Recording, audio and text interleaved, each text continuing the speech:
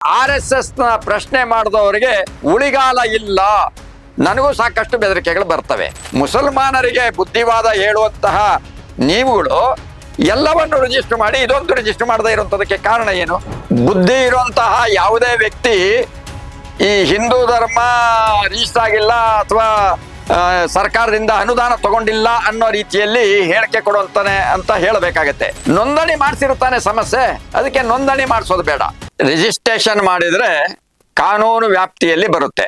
ಕಾನೂನು ವ್ಯಾಪ್ತಿ ಅಂತ ಹೇಳಿದ್ರೆ ಅವರು ರಿಜಿಸ್ಟ್ರೇಷನ್ ಆದ ತಕ್ಷಣ ಸದಸ್ಯರ ಸಂಖ್ಯೆ, ಆ ಸದಸ್ಯರು ಯಾರಿರ್ಬೇಕು ಅಂತ ಹೇಳಿದ್ರೆ ದೊಡ್ಡವರು ಇರ್ಬೇಕು ಅಂದ್ರೆ 18 ವರ್ಷ ದಾಟಿದವರು ಇರಬೇಕು. ಮೊದಲನೇದಲ್ಲಿ ಪ್ರಾರಂಭ ಆಗುತ್ತೆ. ಸದಸ್ಯರನ್ನ ನೋಂದಾಯಿಸ್ಕೊಳ್ಬೇಕು. ಆ ಸದಸ್ಯರೆಲ್ಲರೂ ಕೂಡ ಮೇಜರ್ ಇರಬೇಕು. ಮೂರನೇ ಸಂಗತಿ, ವರ್ಷಕ್ಕೊಮ್ಮೆ ಅವ್ರದೊಂದು ಅಂದ್ರೆ ಸಂಘಟನೆದು ಜನರಲ್ ಬಾಡಿ ಮೀಟಿಂಗ್ ನಡಿಬೇಕು. ಅದಾದ ನಂತರ ಈ ಇಡೀ ವರ್ಷ ನಿಮ್ಮ ಕಾರ್ಯಚಟುವಟಿಕೆಗಳು ಏನ್ ನಡೀತು ಆ ಕಾರ್ಯಚಟುವಟಿಕೆಗಳನ್ನು ನಡೆಸಲಿಕ್ಕೆ ಬೇಕಾದಂತಹ ಆದಾಯ ಅಂದ್ರೆ ಹಣದ ಮೂಲ ಯಾವುದು, ಆ ಹಣವನ್ನ ಯಾವ ರೀತಿ ಖರ್ಚು ಮಾಡಿದ್ರಿ ಇತ್ಯಾದಿ ಎಲ್ಲ ಲೆಕ್ಕಗಳನ್ನ ದಾಖಲಿಸಬೇಕು. ಆ ದಾಖಲಿಸಿದ ಈ ಎಲ್ಲ ವಿವರವನ್ನ ವರ್ಷಕ್ಕೊಮ್ಮೆ ಸರ್ಕಾರಕ್ಕೆ ಸಲ್ಲಿಸಬೇಕು. ಈ ಹಣ ಜಾಸ್ತಿ ಇದ್ರೆ ಅನಿವಾರ್ಯವಾಗಿ ತೆರಿಗೆ ಕೂಡ ಕಟ್ಟಬೇಕಾಗತ್ತೆ. ಈ ಎಲ್ಲ ಅಂಶಗಳನ್ನ ಯೋಚನೆ ಮಾಡಿದಂತಹ RSS ಪ್ರಮುಖರು ನೋಂದಣಿ ಮಾಡಿಸಿರುತ್ತಾನೆ ಸಮಸ್ಯೆ, ಅದಕ್ಕೆ ನೋಂದಣಿ ಮಾಡಿಸೋದು ಬೇಡ. ಅದರಲ್ಲೂ ನೋಂದಣಿ ಮಾಡಿಸ್ಬಿಟ್ರೆ ಆಗುವಂತಹ ದೊಡ್ಡ ತೊಂದರೆ ಏನು ಅಂದ್ರೆ, ಇವರು ಅಂದ್ರೆ RSS ನವರು ಶಾಖೆಗೆ ಕರ್ಕೊಂಡು ಹೋಗುವಂಥದ್ದು 4-5 ವರ್ಷದ ಮಕ್ಕಳನ್ನ, ಅಂದ್ರೆ ಯಾವ ಮಗು ನಡೆದಾಡ್ಲಿಕ್ಕೆ ಪ್ರಾರಂಭ ಆಗತ್ತೆ ಆ ಮಗುನ ಕರ್ಕೊಂಡು ಹೋಗಿ ಶಾಖೆ ಒಳಗಡೆ ಕೂಡಿಸ್ಕೊಂತಾರೆ. ವಿಶೇಷವಾಗಿ ಅಲ್ಲಿ ಕತೆ, ಹಾಡು, ಆಟ ಇವೆಲ್ಲ ಮಕ್ಕಳಿಗೆ ಆಕರ್ಷಣೆ ಇರುತ್ತೆ. ಹಾಗಾಗಿ ಆ ಮಕ್ಕಳಿಗೆ ಸಣ್ಣ ವಯಸ್ಸಿನಲ್ಲಿ ಎಳೆಯ ಬೆಳೆಯುವ ಮಕ್ಕಳ ತಲೆಯೊಳಗಡೆ ಅವರು ನಿಧಾನವಾಗಿ ವಿಷವನ್ನು ತುಂಬುತ್ತಾರೆ. ಆ ನಿಧಾನವಾಗಿ ವಿಷ ತುಂಬಿಕೊಂಡಂತಹ ಏನು ಮಕ್ಕಳಿದಾರಲ್ಲ ಅವರು ಯುವಕರಾದ ಮೇಲೆ ಮತಾಂಧರಾಗ್ತಾರೆ, ಅಂಧ ಭಕ್ತಿಯಲ್ಲಿ ಮುಳುಗಿ ಹೋಗ್ತಾರೆ, ಸ್ವಂತ ಚಿಂತನೆ ಅನ್ನುವಂಥದ್ದನ್ನ ಕಳ್ಕೊಂತಾರೆ. ಅಂತಹ ಮಕ್ಕಳು ಎಳೆಯುವ ಮಕ್ಕಳು, ಆ ಮಕ್ಕಳು ಅವರಿಗೆ ಸಿಗದಂಗಾಗತ್ತೆ. ಆ ಕಾರಣದಿಂದ ಅವರು ರಿಜಿಸ್ಟ್ರೇಷನ್ ಮಾಡೋದಿಲ್ಲ. ಓಕೆ, ಈ ರಿಜಿಸ್ಟ್ರೇಷನ್ ಸಂಬಂಧಪಟ್ಟಂತೆ ಕರ್ನಾಟಕದ ಗೃಹ ಮಂತ್ರಿಗಳಾದ ಪ್ರಿಯಾಂಕ್ ಖರ್ಗೆ ಅವರು ಒಂದ್ ಲೆಟರ್ ಬರೀತಾರೆ. ಇಷ್ಟು ದೊಡ್ಡ ಸಾಮಾಜಿಕ ಸಂಘಟನೆ ಆಗಿದ್ದುಕೊಂಡು ಯಾಕೆ ರಿಜಿಸ್ಟರ್ ಮಾಡಬಾರ್ದು ಅಂತ ಕೆಲವೊಂದು ಪ್ರಶ್ನೆಗಳನ್ನೊಟ್ಟಿಗೆ ಒಂದು ಲೆಟರ್ನ ಅವ್ರಿಗೆ ಕಳಿಸ್ತಾರೆ. ಇದುವರೆಗೂ ಅವರು ರಿಪ್ಲೈ ಮಾಡಿಲ್ಲ. ಮತ್ತೆ ಏನ್ ಅನ್ಸುತ್ತೆ, ಇದು ಇಷ್ಟೊಂದು ಕಾನೂನು ಚೌಕಟ್ಟಿನಲ್ಲಿ ದೇಶ ನಡೀತಿರ್ಬೇಕಾದ್ರೆ ಇವ್ರು ಯಾಕೆ ರಿಜಿಸ್ಟ್ರೇಷನ್ಗೆ ಹಿಂದೇಟ್ ಹಾಕ್ತಾ ಇದ್ದಾರೆ ಮತ್ತೆ ಇವ್ರ ಪ್ರಶ್ನೆಗಳಿಗೆ ಯಾಕೆ ಉತ್ತರಿಸ್ತಾ ಇಲ್ಲ ಅನ್ನುವಂಥದ್ದು? ಈ ದೇಶದ ಸಂವಿಧಾನ ಅಂತಂದ್ರೆ ಕಾನೂನು ಪ್ರತಿಯೊಬ್ಬರಿಗೂ ಒಂದೇ, ಸರ್ವರು ಸಮಾನರು, ಸಮಾಜ ನಿರ್ಮಾಣಕ್ಕೆ ಈ ದೇಶದ ಸಂವಿಧಾನ ಮತ್ತೆ ಕಾನೂನುಗಳು ಪೂರಕವಾಗಿದ್ದಾವೆ. ಆದರೆ RSS 1925ರಲ್ಲಿ ಪ್ರಾರಂಭ ಆಯಿತು. ನಾವೇನು ಬ್ರಿಟಿಷರಿಗೆ ಶರಣಾಗಿ ಅವ್ರ ಹತ್ರ ರಿಜಿಸ್ಟರ್ ಮಾಡಿಸ್ಬೇಕಾಗಿತ್ತಾ ಅನ್ನುವಂತಹ ಒಂದು ರೀತಿಯ ದುರಹಂಕಾರದ ಒಂದು ಪ್ರಶ್ನೆಯನ್ನ ಕೇಳ್ತಾರೆ. ಆದರೆ 1925 ಅಥವಾ ಅದಕ್ಕೆ ಮುಂಚೆ ಆಗಿರುವಂತಹ ಅನೇಕ ಸಂಸ್ಥೆಗಳು ಇದಾವೆ. ಆ ಎಲ್ಲ ಸಂಸ್ಥೆಗಳು ಇವತ್ತು ದೇಶದಲ್ಲಿ ಇವತ್ತಿಗೂ ನಡೀತಾ ಇದ್ದಾವೆ. ಅಷ್ಟೇ ಅಲ್ಲ, ಅವು ಭಾರತ ಸರ್ಕಾರದ ಕಾನೂನಿನ ಚೌಕಟ್ಟಿನಲ್ಲಿ ಲೆಕ್ಕಪತ್ರಗಳನ್ನು ಸಲ್ಲಿಸಿ ತಮ್ಮ ಆದಾಯ ಅಥವಾ ಖರ್ಚು ವೆಚ್ಚಗಳನ್ನ ಸಲ್ಲಿಕೆ ಮಾಡ್ತಾ ಇದ್ದಾರೆ. ಆದರೆ ಇವರು ಅವತ್ತಿನಿಂದ ಇವತ್ತುವರೆಗೂ ಹೇಳ್ತಾ ಇರುವಂತದ್ದು ಏನು ಅಂತಂದ್ರೆ, ನಾವೇನು ನಿಮ್ಮ ಗುಲಾಮರ, ನಾವ್ಯಾಕೆ ನಿಮ್ಮನ್ನ ಕೇಳಬೇಕು, ಇದು ನಮ್ಮ ಸಾರ್ವಭೌಮತ್ವ ಇತ್ಯಾದಿಗಳನ್ನ ಸಂಘದವರು ಹೇಳ್ತಾ ಇದ್ದಾರೆ. ಆದ್ರೆ ಸಂಘದವರು ನೇರವಾಗಿ ಪ್ರಿಯಾಂಕ ಖರ್ಗೆ ಅವರ ಪ್ರಶ್ನೆಗೆ ಉತ್ತರವನ್ನ ಕೊಡ್ತಾ ಇಲ್ಲ. ಆದ್ರೆ ದುರದೃಷ್ಟ ಏನು ಅಂದ್ರೆ RSS ನವರಿಗೆ ಪ್ರಶ್ನೆ ಕೇಳಿದ್ರೆ ಮಾತನಾಡೋದು ಬಿಜೆಪಿಯವರು. ಆದ್ರೆ ಬಿಜೆಪಿಯವರ ಭ್ರಷ್ಟಾಚಾರಗಳನ್ನ ಏನಾದ್ರು ಕೇಳಿದ್ರೆ ಸಂಘದ ಸ್ವಯಂ ಸೇವಕರು, ಸಂಘದ ಕಾರ್ಯಕರ್ತರು ಮಾತನಾಡ್ತಾರೆ. ಇದು ಒಂಥರ ಇಂಟರ್ನಲ್ ಅಂಡರ್ಸ್ಟ್ಯಾಂಡಿಂಗ್ ಇದೆ. ಇಂತಹ ದ್ವಂದ್ವ ನಿಲುವಿನ RSS ನವರು ನಿಜವಾಗಿಯೂ ನೀವು ಏನೊಂದು ನುಡಿದಂತೆ ನಡೆದವನ ಅಡಿಗೆನ್ನನ ಮನ ಅಂತ ಹೇಳಿ ಕೇಶವ್ ಬಲಿರಾಮ್ ಹೆಡ್ಗೇವಾರ್ ಅವರ ಹೆಸರಿನಲ್ಲಿ ಹಾಡು ಹೇಳ್ತಿರಲ್ಲ, ದಿಟದಿ ನಾವು ಅಳಿಸಬೇಕು ನುಡಿಯ ನಡೆಯ ಅಂತರ ಅಂತ ಹೇಳ್ತಿರಲ್ಲ, ಆ 2 ಸಾಲುಗಳು ನಿಮಗೆ ಹೊಂದಾಣಿಕೆ ಆಗಬೇಕು ಅನ್ನೋದಾದ್ರೆ ಬನ್ನಿ, ಸಾರ್ವಜನಿಕರ ಎದುರುಗಡೆ ಬನ್ನಿ, ಮಾಧ್ಯಮದ ಎದುರುಗಡೆ ಬನ್ನಿ, ನಿಮ್ಮ ಅಹವಾಲು ಅಥವಾ ನಿಮ್ಮ ವಿಚಾರ ಅಥವಾ ನಿಮ್ಮ ಸಮರ್ಥನೆ ಇಲ್ಲಿ ಮಾಡಿ. ಅದನ್ನ ಮಾಡೋದು ಬಿಟ್ಬಿಟ್ಟು ಯಾರ್ಯಾರೋ ಕೆಲವ್ರನ್ನ ಮುಂದೆ ಬಿಡ್ತಾರೆ. ಯಾರನ್ನ ಮುಂದೆ ಬಿಡ್ತಾರೆ ಅಂತ ಹೇಳಿದ್ರೆ, ಕೆಲವು ಪ್ರಸಿದ್ಧ ವಕೀಲರುಗಳು, ಒಳ್ಳೆ ಫೇಸ್ ವ್ಯಾಲ್ಯೂ ಇರುವಂತಹ ವಕೀಲರುಗಳನ್ನ ಮುಂದೆ ಬಿಡ್ತಾರೆ. ಅವ್ರ ಕಡೆಯಿಂದ ಹೇಳಿಕೆ ಕೊಡಿಸ್ತಾರೆ. ಏನಂತ ಅಂದ್ರೆ, ಸಂವಿಧಾನದ ಆರ್ಟಿಕಲ್ 19, ಆ ಆರ್ಟಿಕಲ್ 19(1)(c) ಪ್ರಕಾರ ಪ್ರತಿಯೊಬ್ಬ ಪ್ರಜೆ ಸಂಘ ಸಂಸ್ಥೆಗಳನ್ನು ಹುಟ್ಟ ಹಾಕಬಹುದು, ಕಟ್ಟಬಹುದು, ಸಂಘಟನೆಗಳನ್ನು ನಡೆಸಬಹುದು. ಅದನ್ನು ಹೇಳಿದ್ದಾರೆ. ಇದೆ, ಇಲ್ಲ ಅಂತ ನಾವು ಏನು ಹೇಳಲಿಲ್ಲ. ರಿಜಿಸ್ಟರ್ ಮಾಡಿಸ್ಲೇಬೇಕು ಅನ್ನೋಂಥ ನಿರ್ಬಂಧ ಆ ಒಂದು ಮೂಲಭೂತ ಹಕ್ಕಿನಲ್ಲಿ ಇಲ್ಲ. ಅದನ್ನು ನಾನು ಒಪ್ಕೊಂತೀನಿ. ಆದರೆ ಯಾವ ಈ ನ್ಯಾಯವಾದಿಗಳು, ಕಾನೂನು ತಜ್ಞರು, ಅಥವಾ ಇವತ್ತು ಪತ್ರಿಕೆಗಳಲ್ಲಿ ಲೇಖನ ಬರೆದುಕೊಟ್ಟವರು ಇರಬಹುದು, ಅಥವಾ ದೆಹಲಿಯಿಂದ ಹಿಂದಿ, ಇಂಗ್ಲಿಷು ಅಥವಾ ಬೇರೆ ಬೇರೆ ಭಾಷೆಗಳಲ್ಲಿ ಬರೆದಂಥವರು ಒಂದು ಆಲೋಚನೆ ಮಾಡಲಿಕ್ಕೆ ಕೇಳ್ತೀನಿ. ಅದೇನು ಅಂತಂದ್ರೆ, ನಾನೊಂದು ಸಂಘವನ್ನ ಕಟ್ಟಿ ನನ್ನ ಮನ ಬಂದಂತೆ ಹಣವನ್ನ ಸಾರ್ವಜನಿಕರಿಂದ ಸಂಗ್ರಹ ಮಾಡಿ ಆ ಹಣವನ್ನ ಮನ ಬಂದಂತೆ ಖರ್ಚು ಮಾಡಬಹುದಾ ಅನ್ನೋಂತಹ ಈ ಒಂದು ಪ್ರಶ್ನೆಗೆ ನೀವು ಅದೇ ಸಂವಿಧಾನದಲ್ಲಿ ಹುಡುಕಿದ್ರೆ ಅದು ಹೇಳುತ್ತೆ ರಿಜಿಸ್ಟರ್ ಮಾಡಿಸ್ಬೇಕು ಅಂತ. ಹಾಗಿದ್ದಾಗ ರಿಜಿಸ್ಟರ್ ಮಾಡಿಸುವ ಅವಶ್ಯಕತೆ ಇಲ್ಲ ಅಂತೇಳಿ ದೇಶದ ಜನತೆಗೆ ದಿಕ್ಕು ತಪ್ಪಿಸ್ತಾ ಇದ್ದೀರಲ್ಲ, ಇದು ನ್ಯಾಯನ? ನೀವು ನ್ಯಾಯವಾದಿಗಳ ನಿಮ್ಮ ಆತ್ಮಸಾಕ್ಷಿಯಿಂದ ಪ್ರಶ್ನೆ ಕೇಳ್ಕೊಳ್ಳಿ ಅನ್ನುವಂಥದ್ದನ್ನ ನಾನು ಈ ಸಂದರ್ಭದಲ್ಲಿ ಹೇಳ್ತೀನಿ.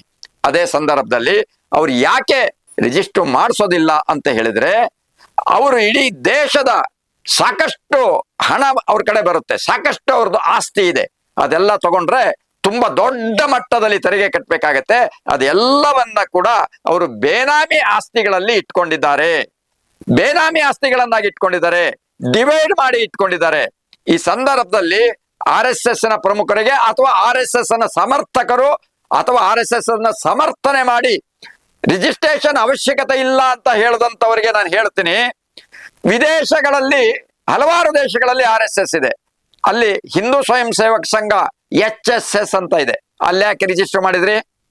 ಅಲ್ಲಿ ರಿಜಿಸ್ಟರ್ ಮಾಡಿಸೋದಿಲ್ಲ ಅಂತ ಹೇಳ್ಬೋದಿತ್ತಲ್ಲ. ಅಂದರೆ ಅಲ್ಲಿ ರಿಜಿಸ್ಟರ್ ಮಾಡಿಸಿದ್ರೆ ಬೇಕಾದಷ್ಟು ಹಣ ಬರುತ್ತೆ, ಆ ಹಣವನ್ನ ಭಾರತಕ್ಕೆ ತರಬಹುದು ಅನ್ನೋದಕ್ಕೋಸ್ಕರ ಅಲ್ಲಿ ರಿಜಿಸ್ಟರ್ ಮಾಡಿಸ್ಕೊಂಡಿದ್ದೀರಿ.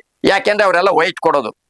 ಅಲ್ಲಿಂದ ತಂದಂತಹ ಹಣ ಅಥವಾ ಇಲ್ಲಿಗೆ ಬಂದಂತಹ ಹಣ ಬೇನಾಮಿಯಾಗಿ ಒಂದೇ ಸಂಘಟನೆಯಲ್ಲಿ ಇದ್ಬಿಟ್ರೆ ಸಮಸ್ಯೆ ಆಗುತ್ತೆ. ಅದಕ್ಕೆ ಬೇನಾಮಿ ಸಂಘಟನೆಗಳಲ್ಲಿ ಬಳಕೆ ಮಾಡ್ಕೊಳ್ಳಿಕ್ಕೆ ಇಲ್ಲಿ ರಿಜಿಸ್ಟರ್ ಮಾಡಿಲ್ಲ ಅಂತ ನಾನು ನೇರವಾಗಿ ಆರೋಪ ಮಾಡ್ತಾ ಇದ್ದೀನಿ.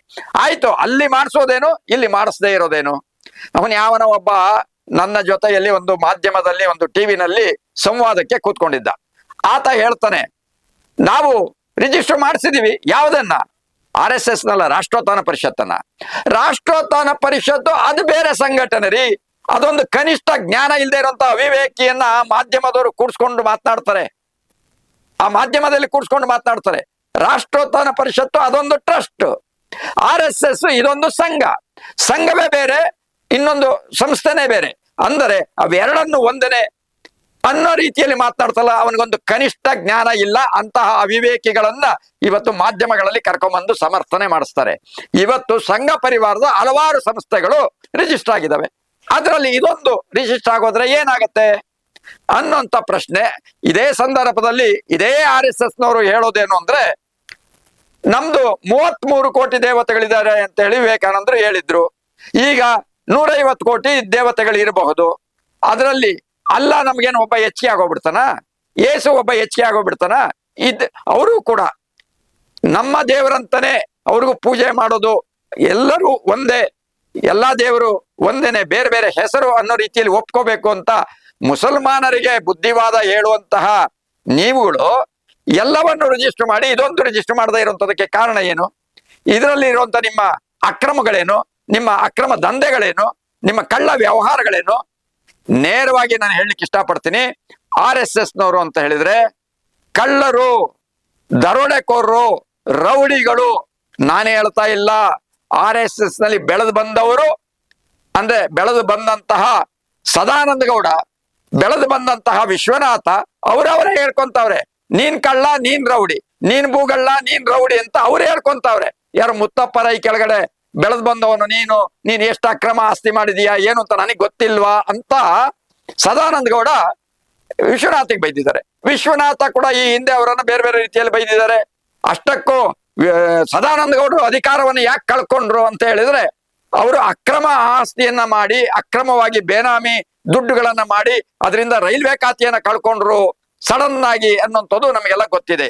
ಇದೆಲ್ಲವನ್ನ ನೋಡಿದ್ರೆ RSS ಹೇಳಿ ಕೇಳಿ ಒಂದು ರೀತಿಯ ವಿಕೃತ ಅಥವಾ ಕಳ್ಳ ಬುದ್ಧಿಯ ಅಥವಾ ಮೋಸ ವಂಚನೆಯ ಮೂಲಕ ಈ ದೇಶದಲ್ಲಿ ಸಂಘಟನೆಯನ್ನ ಕಟ್ತಾ ಇದೆ. ಅದೇ ರೀತಿಯಲ್ಲಿ ಮುಂದುವರಿತಾ ಇದೆ. ಅದಕ್ಕೆ ಅವರ ರಿಜಿಸ್ಟ್ರೇಷನ್, ಅವರ ಲೆಕ್ಕ ಏನು ಕೊಡದೆ ಕಳ್ಳಾಟ ಮಾಡ್ತಿದ್ದಾರೆ. ಹಿಂದೂ ಧರ್ಮ ರಿಜಿಸ್ಟ್ರೇಷನ್ ಆಗಿಲ್ಲ, ನಾವ್ಯಾಕೆ ರಿಜಿಸ್ಟ್ರೇಷನ್ ಮಾಡಿ? ಈ ಮಾತನ್ನ ಹೇಳಿದಂತಹ ಮೋಹನ್ ಭಾಗವತ್ ಅವರಿಗೆ ದುರಹಂಕಾರ ಇದೆ ಅಂತ ಹೇಳ್ಬೇಕು. ಅಲ್ಲರಿ, ಎಲ್ಲಿಯ ಹಿಂದೂ ಧರ್ಮ, ಎಲ್ಲಿಯ ಸಂಘ, ಯಾವ ಒಂದು ಇದ್ರಿ ಇದು ಪುಟ್ಕೋಸಿ, ಇದಕ್ಕೂ ಹಿಂದೂ ಧರ್ಮಕ್ಕೂ ಸಂಬಂಧ ಏನ್ರಿ? ವಿಶಾಲವಾದಂತಹ ಧರ್ಮ, ಇಡೀ ದೇಶದ 140 ಕೋಟಿ ಜನತೆಗೆ ಹಿಂದೂ ಧರ್ಮ ಇದೆ. ಆದರೆ ಇದು ಎಲ್ಲೋ ಪುಟ್ಕೋಸಿ 1 ಕೋಟಿ ಜನ ಇರಬಹುದು. ಇದ್ದರೆ ಅವರಿಗೆ ಎಲ್ಲಿಂದ ಹೋಲಿಕೆ ಮಾಡ್ತಾರೆ? ಒಂದಲ್ದಿರ 5 ಕೋಟಿ ಇದ್ದಾರೆ ಅಂತ ಅನ್ಕೊಳ್ಳಿ. ಈ 5 ಕೋಟಿನ 100 ಕೋಟಿಗೆ ಹೋಲಿಕೆ ಮಾಡೋದು ಅಂತಂದ್ರೆ ಅಜಗಜ ಅಂತಾರ ಅಲ್ಲೇನ್ರಿ? ಇದಕ್ಕೆ ಕನಿಷ್ಠ ಜ್ಞಾನ ಇರಬೇಕಲ್ಲೇನ್ರಿ? ಧರ್ಮ ಅನ್ನುವಂಥದ್ದು ಒಂದು ಜೀವನ ಶೈಲಿ, ಅಂದ್ರೆ ಒಬ್ಬ ವ್ಯಕ್ತಿಯ ನಡೆ ನುಡಿಯನ್ನ ಅವಲಂಬಿಸಿದೆ. ಅದನ್ನ ಧರ್ಮ ಅಂತ ಹೇಳ್ತಾರೆ. ರಸ್ತೆನಲ್ಲಿ ನಡ್ಕೊಂಡು ಹೋಗ್ಬೇಕು, ಎಡಗಡೆಯಲ್ಲಿಯೇ ಹೋಗಬೇಕು. ನನ್ನ ಇಷ್ಟ ಬಂದಾಗ ನಾನು ಹೋಗ್ತೀನಿ ಅಂತ ಹೇಳಿದ್ರೆ ಮುಂದೆ ಆಗುವಂತ ಅನಾಹುತಗಳು, ಅವಘಡಗಳು ಈ ಸಮಾಜಕ್ಕೆ ತೊಂದರೆ ಆಗತ್ತೆ. ಅದಕ್ಕೋಸ್ಕರ ಒಂದು ನಿಯಮ ಮಾಡಿದ್ದಾರೆ. ಎಡಬದಿಯಲ್ಲೇ ಹೋಗ್ಬೇಕು, ಎದುರುಗಡೆಯಿಂದ ಬರೋನು ಅವನ ಎಡಗದಿಯಲ್ಲಿ ಬರಬೇಕು ಅಂತ. ಅಂದ್ರೆ ನಿಯಮ ಅಂತ ಹೇಳಿದ್ರೆ ಜೀವನದಲ್ಲಿ ನಡವಳಿಕೆ ಇದೆಯಲ್ಲ, ಅದನ್ನ ಧರ್ಮ ಅಂತ ಕರೆದಿದ್ದಾರೆ. ಆ ಧರ್ಮ ಏನು? ನಾನು ಬೆವರು ಸುರಿಸಿ ದುಡಿದು ನನ್ನ ಈ ದುಡಿಮೆ ಹಣದಿಂದ ಬೇರೆಯವರಿಗೆ ತೊಂದರೆ ಕೊಡದೆ, ಬೇರೆಯವರಿಗೆ ಒಡೆಯದೆ ಬಡಿಯದೆ ನೋವು ಕೊಡದೆ, ಅವ್ರದನ್ನ ಕಿತ್ಕೊಂಡು ತಿನ್ನದೆ, ಪರಸ್ಪರ ಹಂಚಿಕೊಂಡು ಸೋದರತ್ವದಿಂದ ಸಹಾನುಭೂತಿಯಿಂದ ನಾವೆಲ್ಲರೂ ಕೂಡ ಒಂದು ಕುಟುಂಬದಂತೆ, ಒಂದೇ ತಾಯಿ ಮಕ್ಕಳಂತೆ ಬದುಕಬೇಕು ಅನ್ನೋಂಥದ್ದು ಇದೆಯಲ್ಲ, ಇದು ಧರ್ಮ. ಆದ್ರೆ RSS ನವರು ಮುಸಲ್ಮಾನರು ಬೇರೆ, ಕ್ರಿಶ್ಚಿಯನ್ರು ಬೇರೆ, ಅವರು ಅರಾಷ್ಟ್ರೀಯರು, ಅವರು ದೇಶದ್ರೋಹಿಗಳು ಅಂತ ದಿನ ಬೆಳಗ್ಗೆ ಆದ್ರೆ ಬೈಕೊಂಡು ತಿರುಗುವಂತಹ ನೀವು ಎಲ್ಲಿಯ ಹಿಂದೂ ಧರ್ಮದ ಮಾತನಾಡ್ತೀರಿ? ನಿಮ್ಗೇನಾದ್ರೂ ಕನಿಷ್ಠ ಜ್ಞಾನ ಇದೆಯೇನ್ರಿ? ಇದು ನಾಚಿಕೆ ಆಗುವಂತ ಸಂಗತಿ. ಇದೇ ಪ್ರಕರಣಕ್ಕೆ ಸಂಬಂಧಿಸಿದಂತೆ ಇವರು ಸರ್ಕಾರದಿಂದ ಯಾರು ಅನುದಾನಗಳನ್ನ ತೆಗೆದುಕೊಳ್ತಾರೆ ಅವರಿಗೆ ರಿಜಿಸ್ಟ್ರೇಷನ್ ಅವಶ್ಯಕತೆ ಇದೆ, ನಾವು ತೆಗೆದುಕೊಳ್ಳಲ್ಲ, ನಮ್ಗೆ ಯಾಕೆ ರಿಜಿಸ್ಟ್ರೇಷನ್ ಬೇಕು ಅನ್ನುವಂಥದ್ದು ಅವ್ರ ವಾದ. ಬುದ್ಧಿ ಇರುವಂತಹ ಯಾವುದೇ ವ್ಯಕ್ತಿ ಈ ಹಿಂದೂ ಧರ್ಮ ರಿಜಿಸ್ಟರ್ ಆಗಿಲ್ಲ ಅಥವಾ ಸರ್ಕಾರದಿಂದ ಅನುದಾನ ತಗೊಂಡಿಲ್ಲ ಅನ್ನೋ ರೀತಿಯಲ್ಲಿ ಹೇಳಿಕೆ ಕೊಡುವಂತಾನೆ ಅಂತ ಹೇಳಬೇಕಾಗತ್ತೆ. ಇಷ್ಟು ದೊಡ್ಡ ಸಂಘಟನೆ ಅವರೇ ಹೇಳ್ಕೊಂಡಿದ್ದಾರೆ. ಕೋಟ್ಯಾಂತರ ಜನ ನಮ್ಮ ಸಂಘಟನೆಯಲ್ಲಿ ಭಾಗವಹಿಸಿದ್ದಾರೆ, ಹಿಂದೂ ಸಮಾವೇಶಗಳಲ್ಲಿ, ಹಿಂದೂ ಸಮಾಜೋತ್ಸವಗಳಲ್ಲಿ ಅಂತ ಹೇಳ್ಕೊಂಡಿದ್ದಾರೆ. ಇಷ್ಟು ದೊಡ್ಡ ಸಂಘಟನೆಯ ಒಬ್ಬ ವ್ಯಕ್ತಿ ಆತ ನಡೆದಾಡ್ಲಿಕ್ಕೆ ಹೊರಗಡೆ ಬರಬೇಕಾದ್ರೇನೆ Z+ ಸೆಕ್ಯೂರಿಟಿ ತಗೊಂಡಿದ್ದಾನೆ. ಯಾಕೆ ತಗೋಬೇಕಾಗಿತ್ತು? ಅವ್ರು ಕೊಟ್ರು ಅಂತ ಇವ್ರು ತಗೊಂಡಿರೋದಾ? ಅವ್ರು ಕೊಟ್ಬಿಟ್ರು ಅಂತಂದ್ರೆ ನೀವು ತಗೊಂಡ್ಬಿಡೋದು. ಹಾಗೆ ಕೇಳಿದಾರಲ್ಲ, ಕೊಟ್ಬಿಡಿ. ಅವ್ರು ಕೊಟ್ರು, ನೀವು ತಗೊಂಡಿದ್ದೀರಿ. ಈಗ ಅವ್ರು ಕೇಳಿದಾರೆ, ಕೊಟ್ಬಿಡಿ, ಮಾಡ್ಬೋದಲ್ಲ. ಅದನ್ನ ಮಾಡ್ಲಿಕ್ಕೆ ನಿಮಗೆ ಯೋಗ್ಯತೆ ಇಲ್ಲ ಅಂತ ಹೇಳಿ. ಯಾಕೆ ಯೋಗ್ಯತೆ ಇಲ್ಲ ನೋಡಿ? RSS ನವರು ಈಗ ಬೆಂಗಳೂರಿನಲ್ಲಿ ಒಂದು RSS ನವ್ರ ಕೈಯಲ್ಲಿಯೇ ಇರುವಂತಹ ಸಂಘ ಸಂಸ್ಥೆಗಳಿದ್ದಾವೆ. ಅದು ರಾಷ್ಟ್ರೋತ್ಥಾನ ಪರಿಷತ್ ಇರ್ಬೋದು, ಮಿಥಿಕ್ ಸೊಸೈಟಿ ಇರ್ಬೋದು, ಬೇರೆ ಬೇರೆ ಸಂಘ ಪರಿವಾರದ ಸಂಸ್ಥೆಗಳಿರ್ಬೋದು.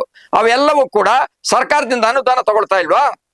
ಅವೆಲ್ಲರನ್ನು ನೀವು ಕರೆದು ಒಟ್ಟಿಗೆ ಬೈಠಕ್ ಮಾಡ್ತಾ ಇಲ್ವಾ? ಆ ಬೈಠಕ್ ನಲ್ಲಿ ಅವ್ರದೆಲ್ಲ ವರದಿ ತಗೊಳ್ತಾ ಇಲ್ವಾ? ಅಂದ್ರೆ RSS ಅದರ ಮುಖವಾಡ ಬೇರೆದು. ಆ ಮುಖವಾಡದಲ್ಲಿ ನೀವು ಅಕ್ರಮವಾಗಿ ಬೇನಾಮಿಯಾಗಿ ಎಲ್ಲ ತಗೊಂಡು ಮಾಡ್ತಾ ಇದ್ದೀರಿ. ಇಂತಹ ಬೇನಾಮಿ ವ್ಯವಹಾರ ಮಾಡ್ಲಿಕ್ಕೆ ನಿಮ್ಗೆ ಯಾಕ್ರಿ Z+ ಸೆಕ್ಯೂರಿಟಿ ಬೇಕು? ಅಂದರೆ ನಿಮಗೆ ಜೀವ ಭಯ ಇಲ್ಲ ಅನ್ನೋದಿದ್ದರೆ ನೀವು ಅದನ್ನ ಬಿಡ್ಬೋದಿತ್ತಲ್ಲ, ಬೇಡ ಅಂತ ಹೇಳ್ಬೋದಿತ್ತಲ್ಲ. ಅಥವಾ ನಿಮ್ಮ ಹತ್ರ ಬೇಕಾದಷ್ಟು ದುಡ್ಡಿದೆಯಲ್ಲ, ಪ್ರತಿ ವರ್ಷ ಗುರುದಕ್ಷಿಣೆಯಿಂದ ಬರುವಂತಹ ಸಾವಿರಾರು ಕೋಟಿಗಳಿದೆಯಲ್ಲ, ಹಣ ಏನ್ ಮಾಡ್ತಾ ಇದ್ದೀರಿ? ಅದರಿಂದ ನೀವು ಪ್ರೈವೇಟ್ ಸೆಕ್ಯೂರಿಟಿ ಇಟ್ಕೋಬೋದಿತ್ತಲ್ಲ. ಇದ್ಯಾವುದನ್ನು ಮಾಡ್ಕೊಳ್ಳಿಕ್ಕೆ ರೆಡಿ ಇಲ್ಲ. ಆದ್ರೆ ಪುಕ್ಕಟ್ಟೆ ಬಂದ್ರೆ ಇರ್ಲಿ ಅಂದ್ರೆ RSS ನವ್ರದ್ದು ಒಂದು ಸಹಜ ಸ್ವಭಾವ ಇದೆ. ಏನು ಅಂದ್ರೆ ಪುಕ್ಕಟ್ಟೆ ಏನ್ ಕೊಟ್ರು, ಎಲ್ಲಿ ಕೊಟ್ರು, ಎಷ್ಟು ಕೊಟ್ರು ತಿಂತಾರೆ ಅಥವಾ ಅದನ್ನ ತಗೊಂಡೋಗ್ತಾರೆ. ಆದ್ರೆ ಇನ್ನೊಬ್ಬರಿಗೆ ಕೊಡ್ಬೇಕು ಅಂತಂದ್ರೆ ಬರೋದಿಲ್ಲ. ಅವ್ರು ಏನಾರ ಕೊಡೋದಿದ್ರೆ ಅದು ನಾಟಕ ಮಾಡ್ಲಿಕ್ಕೆ ಮಾತ್ರ, ಫೋಟೋಗೆ ಮಾತ್ರ. ಯಾವ್ದಾದ್ರು ಆಕ್ಸಿಡೆಂಟ್ಸು ಅಥವಾ ಬರ ಅಥವಾ ಇನ್ನೇನ ಬಂದ್ರೆ ಆ ಸಂದರ್ಭದಲ್ಲಿ ಒಂದಿಷ್ಟು ಶೋ ಮಾಡ್ಲಿಕ್ಕೆ RSS ನವರು ಡ್ರೆಸ್ ಹಾಕೊಂಡು ಬಂದು ಅಲ್ಲಿ ಫೋಟೋ ತೆಗೆಸ್ಕೊಂಡು ಆ ಹೆಸರಿನಲ್ಲಿ ಮತ್ತಷ್ಟು ಲೂಟಿ ಮಾಡೋದಷ್ಟೇ ಗೊತ್ತು. ಆದರೆ ಅವರಿಗೆ ಕೊಡೋಂಥದ್ದು ಗೊತ್ತಿಲ್ಲ. ಆ ಕೊಡೋಂಥ ಸ್ವಭಾವ ಇಲ್ಲದೆ ಇರೋದ್ರಿಂದ ಲೆಕ್ಕ ಆಗ್ಲಿ ಅದು ಬೇರೆದಾಗ್ಲಿ ಅವರ ಸ್ವಭಾವದಲ್ಲಿಲ್ಲ. ಹಾಗಾಗಿ Z+ ಸೆಕ್ಯೂರಿಟಿ ತಗೊಂಡಿದ್ದಾರೆ. ಇದು ನಾಚಿಕೆಗೇಡು. ಇವರು ಮರ್ಯಾದಸ್ಥರಾದ್ರೆ ಅದನ್ನ ವಾಪಸ್ ಕೊಡ್ಬೇಕು.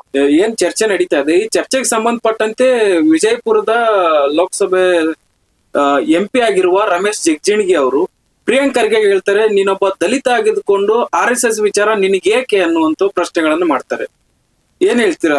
ನೋಡಿ, ಈ ದೇಶದಲ್ಲಿ ಸಾವಿರಾರು ವರ್ಷಗಳಿಂದ ತುಳಿತಕ್ಕೆ ಒಳಗಾಗಿ ನೋವಿನಲ್ಲಿ ನರಳತಾ ತಮ್ಮ ಜೀವನವನ್ನ ತುಂಬಾ ಕಷ್ಟದಲ್ಲಿ ಸವಿಸ್ಕೊಂಡು ಬಂದು ಒಂದು ರೀತಿಯ ಗುಲಾಮಗಿರಿಯಲ್ಲಿ ಸೇವೆ ಮಾಡಿಕೊಂಡೇ ಬದುಕಂತಹ ಒಂದು ಸಮುದಾಯ ಅಂತಂದ್ರೆ ದಲಿತ ಸಮುದಾಯ. ಆದರೆ ಇಂತಹ ದಲಿತ ಸಮುದಾಯದಲ್ಲಿ ಸಾವಿರಾರು ವರ್ಷಗಳ ನಂತರ ಒಬ್ಬ ಅಂಬೇಡ್ಕರ್ ಮೇಲೆದ್ರು, ದೇವರಂತೆ ಅವತಾರ ಆಗಿದ್ರು. ಈ ದೇಶದ ಎಲ್ಲ ಜನತೆಗೆ ಅವರ ಏನೊಂದು ಈ ಅಸ್ಪೃಶ್ಯತೆಯ ಸಂಕೋಲೆ, ತುಳಿತದ ಸಂಕೋಲೆ ಅಥವಾ ಅವಮಾನೀಯವಾಗಿ ಅಪಮಾನ ಮಾಡ್ತಾ ಇದ್ದಂತ ಈ ಸಂಕೋಲೆಗಳನ್ನ ಕಿತ್ತು ಹಾಕಿ ಅವರೆಲ್ಲರಿಗೂ ನ್ಯಾಯ ಕೊಡುವಂತ ಒಂದು ಕೆಲಸವನ್ನ ಸಂವಿಧಾನ ಕೊಡುವುದರ ಮೂಲಕ ನಾವೆಲ್ಲರೂ ಸಮಾನರು ಅನ್ನೋಂಥ ಒಂದು ಸಂದೇಶವನ್ನ ಕೊಟ್ಟರು. ಅಂತಹ ಸಮುದಾಯದ ಒಬ್ಬ ಪ್ರಿಯಾಂಕ ಖರ್ಗೆ ಇವತ್ತು ಅದೇ ಸಂವಿಧಾನವನ್ನ ಜಾರಿ ಮಾಡಲಿಕ್ಕೆ ಹೊರಟಿದ್ದಾರೆ. ಅಂದ್ರೆ ಇಲ್ಲಿವರೆಗೆ ಈ ಜಾರಿಯಾಗುವಂತ ಕೆಲಸ ಆಗಿರ್ಲಿಲ್ಲ. ಇದು ಈ ದೇಶದ ಯಾರೊಬ್ಬ ನಿಜವಾದಂತಹ ಪ್ರಜೆ, ದೇಶಭಕ್ತ ಪ್ರಜೆ ಅಂತ ಇದ್ದಾನೆ, ಅವನು ಅದನ್ನ ಅರ್ಥ ಮಾಡ್ಕೊಳ್ಬೇಕಾಗಿತ್ತು. ಅದನ್ನ ಬಿಟ್ಬಿಟ್ಟು ಪ್ರಿಯಾಂಕ ಖರ್ಗೆ ಅವ್ರನ್ನ ಪ್ರಶ್ನೆ ಮಾಡ್ತಿದ್ದಾರೆ ಅಂದ್ರೆ ಅದು ಅವಿವೇಕಿತನ ಅಂತ ನಾನು ಹೇಳ್ಬೇಕಾಗತ್ತೆ. ಆದ್ರೆ ಪ್ರಿಯಾಂಕ ಖರ್ಗೆ ಕೂಡ ಅದೇ ದಲಿತ ಸಮಾಜದಿಂದ ಬಂದು ಯಾವ ಒಂದು ದಲಿತ ಸಮಾಜದ ಜಗತ್ತಿನ ಅತ್ಯಂತ ಮೇಧಾವಿ, ಜಗತ್ತಿನ ಅತ್ಯಂತ ಹೆಚ್ಚು ಓದಿದ ವಿದ್ಯಾವಂತ ಅವರು ಬರೆದಂತಹ ಸಂವಿಧಾನವನ್ನ ಇವತ್ತು ಜಾರಿ ಮಾಡ್ಲಿಕ್ಕೆ ಹೊರಟಿದ್ದಾರೆ. ಅದನ್ನ ಬೆಂಬಲಿಸಿ ಸಮರ್ಥಿಸಿ ಅವರಿಗೆ ಬೆನ್ನು ತಟ್ಟಬೇಕಾಗಿತ್ತು. ಅದರ ಬದಲು ಒಬ್ಬ ದಲಿತ ಮಾಡ್ಲಿಕ್ಕೆ ಹೋಗಿದ್ದಾನೆ ಅಂತ ಹೇಳಿ ಹೊಟ್ಟೆ ಉರಿಯಿಂದ, ಅಂದ್ರೆ ಈ ಮೇಲ್ವರ್ಗದವರು ಅವರ ಬಾಯಿಂದ ಹೇಳಿಸಿದ್ದಾರೆ ಅಂತ ನಾನು ಹೇಳಬೇಕಾಗತ್ತೆ. ಮೇಲ್ವರ್ಗದವರ ಕಿತಾಪತಿ ಇದರ ಹಿಂದೆ ಇದೆ. ಮೇಲ್ವರ್ಗದವರು ಯಾರೂ ಕೂಡ ಬೀದಿಗೆ ಬರಲ್ಲ, ಹೋರಾಟ ಮಾಡಲ್ಲ, ಜಗಳ ಮಾಡಲ್ಲ, ಬೈದಾಡೋದಿಲ್ಲ. ಅದೆಲ್ಲವೂ ಕೂಡ ಶೂದ್ರರ ಎದುರುಗಡೆ ಎತ್ತಿಗಟ್ಟಿ ವ್ಯವಸ್ಥಿತವಾಗಿ ತಮ್ಮ ಬೇಳೆಯನ್ನ ಬೇಯಿಸ್ಕೊಳ್ತಾ ಇದ್ದಾರೆ. ಇದನ್ನ ಈ ದೇಶದ ಏನು ಜನ ಇದ್ದಾರೆ ಅಂದ್ರೆ ಶೂದ್ರರು ಅಥವಾ OBCಗಳು ಅಥವಾ SC STಗಳು ಈ ತರ ಏನೇನು ನಾವು ಹೇಳ್ತೀವಲ್ಲ, ಅವರೆಲ್ಲರೂ ಕೂಡ ಅರ್ಥ ಮಾಡ್ಕೊಳ್ಬೇಕಾಗಿರುವಂತ ಅವಶ್ಯಕತೆ ಇದೆ. ದಯವಿಟ್ಟು ಏನು ಕಾಂಗ್ರೆಸ್ನವರು ಅಂತ ಇದ್ದೀರಿ ಅಥವಾ ಬೇರೆ ಪಕ್ಷದವ್ರು ಯಾರೇ ಇರಲಿ, ನೀವುಗಳು ಸರಿಯಾಗಿ ಅರ್ಥ ಮಾಡ್ಕೊಳ್ಳಿ. RSS ಬಂದಿರೋದೇನೆ ಸಂವಿಧಾನ ಬದಲಾಯಿಸ್ಲಿಕ್ಕೆ, RSS ಬಂದಿರೋದೇನೆ ನಮ್ಮ ರಾಷ್ಟ್ರಧ್ವಜವನ್ನ ಬದಲಾಯಿಸ್ಲಿಕ್ಕೆ. ಇದು ನಾನೇ ಹೇಳ್ತಾ ಇಲ್ಲ, ಅವರೇ ಹೇಳ್ಕೊಂಡಿರೋದು. ಯಾವ ಒಂದು ಅನಂತ್ ಕುಮಾರ್ ಹೆಗಡೆ ಆತ ಬರೀ ವ್ಯಕ್ತಿ ಅಲ್ಲ, ಅವನೊಬ್ಬ RSS ವ್ಯಕ್ತಿ ಅಲ್ಲ, ಆತ ಒಬ್ಬ ಸಂಸದನಾಗಿ ಆತ ಹೇಳಿಕೆ ಕೊಟ್ಟಿದ್ದು ನಾವು ಬಂದಿರೋದೇ ಸಂವಿಧಾನವನ್ನು ಬದಲಾಯಿಸ್ಲಿಕ್ಕೆ ಅಂತ. ಅದೇ ರೀತಿಯಲ್ಲಿ ಈಶ್ವರಪ್ಪ ಹೇಳ್ತಾರೆ, ನಾವು ಇವತ್ತಲ್ಲ ನಾಳೆ ಕೆಂಪುಕೋಟೆಯ ಮೇಲೆ ಭಗವಧ್ವಜವನ್ನ ಹಾರಿಸ್ತೀವಿ. ಅಂದ್ರೆ ಅದರ ಅರ್ಥ ಏನು? ರಾಷ್ಟ್ರಧ್ವಜವನ್ನ ಕಿತ್ತಾಕ್ತಿವಿ ಅಂತ. ಇಂತಹ ನೀಚರ ಒಂದು ಬೆಳವಣಿಗೆಯನ್ನ ಸಹಿಸ್ತಾ ಮನೆಯಲ್ಲಿ ಇದ್ದರೆ ನಿಮ್ಮ ಅಸ್ತಿತ್ವವು ನಾಳೆ ಕಾಣೆ ಆಗಬಹುದು. ಸರ್ಕಾರ ಮಾತ್ರ ಅಲ್ಲ, ಕೊನೆಗೆ ಗುಲಾಮಗಿರಿ ಮಾಡ್ತಾ ಅವ್ರ ಮನೆಗಳಲ್ಲಿ ಅಂದ್ರೆ ಮೇಲ್ವರ್ಗದವರ ಮನೆಯಲ್ಲಿ ಸಗಣಿ ಬಾಚಿ ಕಕ್ಕಸ್ ತೆಗೆಯುವಂತ ಕೆಲಸಕ್ಕೆ ಹೋಗ್ಬೇಕಾಗತ್ತೆ. ಎಚ್ಚರಿಕೆ. ಆದ್ರೆ ಇದನ್ನ ಅರ್ಥ ಮಾಡ್ಕೊಳ್ಳದೆ ಇರುವಂತ ಕಾಂಗ್ರೆಸ್ನವರು ಮೌನಕ್ಕೆ ಶರಣಾಗಿದ್ದಾರೆ. ಇದು ಸರಿ ಅಲ್ಲ. ಅಕಸ್ಮಾತ್ ಆದ್ರೆ ನಿಮ್ಮ ಸಮಾಧಿಯನ್ನ ನೀವೇ ತೋಡ್ಕೊಳ್ತಾ ಇದ್ದೀರಿ ಅಂತ ನಾನು ಹೇಳಬೇಕಾಗತ್ತೆ. RSS ರಿಜಿಸ್ಟ್ರೇಷನ್ ಮತ್ತೆ ಅದರ ಚಟುವಟಿಕೆಗಳ ಕುರಿತು ವೈಜ್ಞಾನಿಕವಾಗಿ ಯಾರು ಪ್ರಶ್ನೆಗಳನ್ನ ಎತ್ತಾರೆ ಅವ್ರ ವಿರುದ್ಧ ಕೆಲವು ಷಡ್ಯಂತ್ರಗಳು ಮತ್ತು ಅಪಪ್ರಚಾರಗಳು ಮತ್ತು ಕಾನೂನು ಹೋರಾಟಗಳು ನಡೀತಾ ಇದ್ದಾವೆ. ಇದಕ್ಕೆ ಏನ್ ಹೇಳ್ತೀರಾ? ಈಗಾಗಲೇ ಒಬ್ಬ BJPಯ ಸಂಸದ ರಮೇಶ್ ಜಿಗಜಿಣಗಿ ಅವರು ಹೇಳ್ತಾರೆ, ದಲಿತ ನಿನಗ್ಯಾಕೋ ಬೇಕು, RSS ನ ಪ್ರಶ್ನೆ ಮಾಡಿದವ್ರನ್ನ ಬದುಕಲಿಕ್ಕೆ ಬಿಡೋದಿಲ್ಲ ಅಂತ ಹೇಳಿ ಇಂಡೈರೆಕ್ಟ್ ಆಗಿ ನಿಮ್ಮನ್ನ ಕೊಲೆ ಮಾಡ್ತಾರೆ ಅನ್ನುವಂತಹ ಸಂದೇಶವನ್ನ ಒಬ್ಬ ಸಂಸದರು ಕೊಟ್ಟಿದ್ದಾರೆ. ಇದು ಆರ್ಡಿನರಿ ಯಾರೋ ಜನಸಾಮಾನ್ಯ ಕೊಟ್ಟಿದ್ದ ಅಲ್ಲ. ಅದೇ ರೀತಿಯಲ್ಲಿ ಇವತ್ತು ಅನೇಕ ಒಂದಷ್ಟು ಇದು ಓಡಾಡ್ತಾ ಇದ್ದಾವೆ ಸಾಮಾಜಿಕ ಜಾಲತಾಣದಲ್ಲಿ. ಅದು ಅಂತ ಹೇಳಿದ್ರೆ RSS ನ ಪ್ರಶ್ನೆ ಮಾಡಿದವರಿಗೆ ಉಳಿಗಾಲ ಇಲ್ಲ. ನನಗೂ ಸಾಕಷ್ಟು ಬೆದರಿಕೆಗಳು ಬರ್ತವೆ. ಈ ಹಿನ್ನೆಲೆಯಿಂದ ಒಂದು ನಾನು ಹೇಳಲಿಕ್ಕೆ ಇಷ್ಟಪಡುವಂಥದ್ದು ಏನು ಅಂದ್ರೆ, ಒಬ್ಬ ಗೃಹ ಮಂತ್ರಿಯನ್ನೇ ನಾವು ಬೆದರಿಕೆ ಹಾಕ್ತೀವಿ, ನಾವು ನಿಮ್ಗೆ ಯಾವುದೇ ಲೆಕ್ಕ ಕೊಡೋದಿಲ್ಲ, ನೀವೇನಾದ್ರು ಲೆಕ್ಕ ಕೇಳಿದ್ರೆ ನಿಮ್ಮನ್ನು ಮುಗಿಸ್ಬಿಡ್ತೀವಿ ಅನ್ನೋ ರೀತಿಯಲ್ಲಿ ಅದು ಹೇಳ್ತಾ ಇದೆ ಅಂತಂದ್ರೆ, ಅದೇ ಹೇಳುತ್ತೆ RSS ನ ಗೂಂಡಾ ಸಂಸ್ಕೃತಿ. ಯಾವನ ನೀನ್ ನನ್ನನ್ನು ಕೇಳೋನ್ ಲೆಕ್ಕ, ನೀನ್ ನನ್ ಲೆಕ್ಕ ಕೇಳಲಿಕ್ಕೆ ಬಂದ್ರೆ ಮುಗಿಸ್ಬಿಡ್ತೀನಿ ಅಂತ ಒಬ್ಬ ರೌಡಿ ಬೀದಿನಲ್ಲಿ ಇದನ್ನ ದೊಣ್ಣೆನೆ ಹಿಡ್ಕೊಂಡು ನಿಂತ್ಕೊಂಡ್ರೆ ಹೇಗೆ ಜನ ಎದುರಿ ಹೋಗ್ತಾರಲ್ಲ, ಹಾಗೆ ಹೆದರಿಸುವ ಕೆಲಸವನ್ನ ಗೃಹ ಮಂತ್ರಿಗಳಿಗೆ, ಸರ್ಕಾರಕ್ಕೆ ಮಾಡ್ತಾ ಇದ್ದಾರೆ, ಕಾನೂನಿಗೆ ಮಾಡ್ತಾ ಇದ್ದಾರೆ. ಇನ್ನು ಜನಸಾಮಾನ್ಯರು ನಮ್ಮಂತವ್ರು ಏನಾದ್ರು ಮಾಡಿದ್ರೆ ಬದುಕಲಿಕ್ಕೆ ಬಿಡ್ತಾರಾ ಅನ್ನೋಂಥ ಪ್ರಶ್ನೆ ಈ ಸಂದರ್ಭದಲ್ಲಿ ಎಲ್ಲ RSS ನ ಪ್ರಶ್ನೆ ಮಾಡುವಂತವ್ರಿಗೂ ಇದೆ. ಅದರಲ್ಲೂ ಕೂಡ ನಾನು ಅತಿ ಹೆಚ್ಚು ಪ್ರಶ್ನೆ ಮಾಡ್ತಾ ಇದ್ದೀನಿ. ನನಗೆ ಯಾವಾಗ ಎಲ್ಲಿ ಬೇಕಾದ್ರೂ ನನ್ನನ್ನ ಮುಗಿಸಬಹುದು, ನನ್ನನ್ನ ಹತ್ಯೆ ಮಾಡಬಹುದು, ನನ್ನನ್ನ ಕೊಲೆ ಮಾಡಬಹುದು. ಈ ಸಂದೇಶ ಗೃಹ ಸಚಿವರಾದಂತಹ ಪ್ರಿಯಾಂಕಾ ಖರ್ಗೆ ಅವರು ಚೆನ್ನಾಗಿ ಆಲೋಚನೆ ಮಾಡಬೇಕಾಗಿದೆ. ಕರ್ನಾಟಕದಲ್ಲಿರುವಂತಹ ಕಾಂಗ್ರೆಸ್ ಸರ್ಕಾರ ಚೆನ್ನಾಗಿ ಅರ್ಥ ಮಾಡ್ಕೊಳ್ಬೇಕಾಗಿದೆ. ಇವತ್ತು RSS ನ ವಿರುದ್ಧ ಅವರ ಅಕ್ರಮ ಅಥವಾ ಅವರ ಕರಾಳ ಮುಖಗಳನ್ನ ಎಳೆಯಾಗಿ ಪುಸ್ತಕ ರೂಪದಲ್ಲಿ ಬರೆದಿಟ್ಟಿದ್ದೀನಲ್ಲ, ನನ್ನಂತವನಿಗೆ ಬೆದರಿಕೆ ನಿತ್ಯವೂ ನಿರಂತರವಾಗಿ ಬರ್ತಾ ಇದೆ. ಆದ್ರೆ ಪೊಲೀಸ್ನವ್ರ ರಿಪೋರ್ಟ್ ಹೇಗಿದೆ, ನಿಮ್ಮನ್ನ ಫಿಸಿಕಲಿ ನಿಮ್ಮನ್ನ ಯಾರಾದ್ರೂ ಹೊಡೆದ್ರಾ, ಕತ್ತರಿಸ್ಲಿಕ್ಕೆ ಬಂದ್ರಾ, ಬೆದರಿಕೆ ಹಾಕಿದ್ರಾ? ಅಲ್ರಿ, ಅವ್ರಿಗೇನ್ ತಲೆ ಕೆಟ್ಟಿದೆಯೇನ್ರಿ? ನನ್ನಂತವನಿಗೆ ಬೆದರಿಕೆ ಹಾಕಿದವ್ರು ಇಂಥವ್ರು, ಆ ಸಂಘದವರು, ಇಂಥ BJP-ಯವರು ಅಂತ ಹೇಳಿ ಅವರು ಕೆಸರೆಚ್ಕೊಂಡು ಅದ್ರ ಮೇಲೆ ಕೇಸ್ ಹಾಕ್ಸ್ಕೊಂಡು ಜೈಲಿಗೆ ಹೋಗಿ ಸಾಯ್ಲಿಕ್ಕೆ ಅವ್ರಿಗೇನು ತಲೆ ಕೆಟ್ಟಿದೆಯಾ? ಅವ್ರೇನು ಹುಚ್ಚರಲ್ಲ. ಅವ್ರು ಯಾರ ಮೇಲೆ ಕೇಸ್ ಮಾಡ್ತಾರೆ ಅಂತ ಹೇಳಿದ್ರೆ ಗೃಹ ಸಚಿವರ ಮೇಲೆ ಕೇಸ್ ಮಾಡ್ತಾರೆ. ಯಾಕೆ? ಗೃಹ ಸಚಿವರನ್ನು ಬಿಡಲಿಲ್ಲ ಅಂದ್ರೆ ನಮ್ಮನ್ನು ಬಿಡ್ತಾರಾ ಅಂತ ಹೆದರಿಕೆ ಬರಬೇಕು. ಆ ರೀತಿಯಲ್ಲಿ ಮಾಡ್ಲಿಕ್ಕೆ ಅವರು ಬೇರೆಯವ್ರನ್ನೂ ಹೆದರ್ಸ್ತಾರೆ. ಗೃಹ ಸಚಿವರ ಮೇಲೆ ಈಗ ಒಂದು ಕೇಸು ಕೂಡ ಹಾಕಿದ್ದಾರೆ. ಯಾವುದಕ್ಕೆ? ನೀವು ಅನುಮತಿ ತಗೊಂಡು RSS ರೂಟ್ ಮಾರ್ಚ್ ಮಾಡಿ, ಅಷ್ಟೇ ಅವ್ರು ಹೇಳಿರೋದು, ಬೇರೆ ಏನಿಲ್ಲ. ರೂಟ್ ಮಾರ್ಚ್ ಮಾಡಬೇಕಾದ್ರೆ ನೀವು ಸರ್ಕಾರ ಅಂದ್ರೆ ಪೊಲೀಸ್ನವರ ಅನುಮತಿ ತಗೋಬೇಕು. ಆಮೇಲೆ ಅವರು ಮುಂದುವರೆದು ಹೇಳ್ತಾರೆ, ನೀವೊಂಥರ ಗೂಂಡಾಗಿರಿ ಮಾಡಿದ್ರು ಅನ್ನೋಂಥ ಕಾರಣಕ್ಕೋಸ್ಕರ ಅವ್ರು ಹೇಳ್ತಾರೆ RSSಗೆ ಹೋಗದೆ ಇರುವಂಥದ್ದು ಒಳ್ಳೇದು, ಅವ್ರ ಕುಸಂಸ್ಕಾರ, ಅವ್ರದ್ದು ಒಂಥರ ದುಷ್ಟ ಪ್ರವೃತ್ತಿ ಇದೆ, ಹೆದರಿಸ್ತಾರೆ, ಬೆದರಿಸ್ತಾರೆ. ಅವ್ರಿಗೇನ್ ಬಂತಲ್ಲ ಸಾಮಾಜಿಕ ಜಾಲತಾಣದಲ್ಲಿ ಬೈಗುಳ ಮತ್ತೆ ಬೆದರಿಕೆಗಳು, ಆ ಕಾರಣಕ್ಕೋಸ್ಕರ ಅದೆಲ್ಲವನ್ನ ಅವರು ತಮ್ಮ X ಖಾತೆಯಲ್ಲೋ ಅಥವಾ ಟ್ವಿಟರ್ನಲ್ಲೋ ಇದ್ ಮಾಡ್ಕೊಂಡಿದ್ರು. ಆ ಕಾರಣಕ್ಕೋಸ್ಕರ ಕೇಸ್ ಮಾಡಿದ್ದಾರೆ.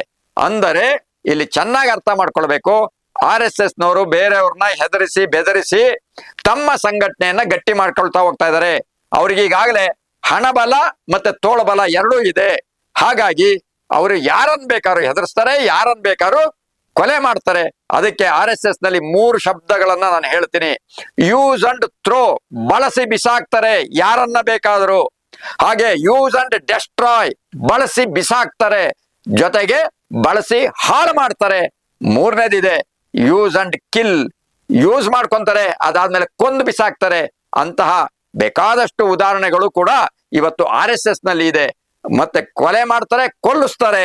ಅದಕ್ಕೆಲ್ಲ ಈಗಾಗಲೇ ನಮಗೆ ಗೊತ್ತಿರುವಂಥದ್ದು, ಯಾವ ಒಂದು RSS ನ ಸ್ವಯಂ ಸೇವಕರು ಅಂತ ಇದಾರಲ್ಲ, ಅವ್ರು ಯಾರನ್ನ ಹೆಚ್ಚು ಸಮರ್ಥನೆ ಮಾಡ್ಕೊಳ್ತಾರೆ ಅಂದ್ರೆ, ಗಾಂಧಿಯನ್ನ ಕೊಂದಂತಹ, ಅಹಿಂಸೆಯನ್ನ ಕೊಂದಂತಹ, ಅಹಿಂಸಾವಾದಿ ಮಹಾತ್ಮ ಗಾಂಧೀಜಿಯವರನ್ನ ಕೊಂದಂತಹ ಗೋಡ್ಸೆಯನ್ನ ಸಮರ್ಥನೆ ಮಾಡ್ಕೊಂತಾರೆ.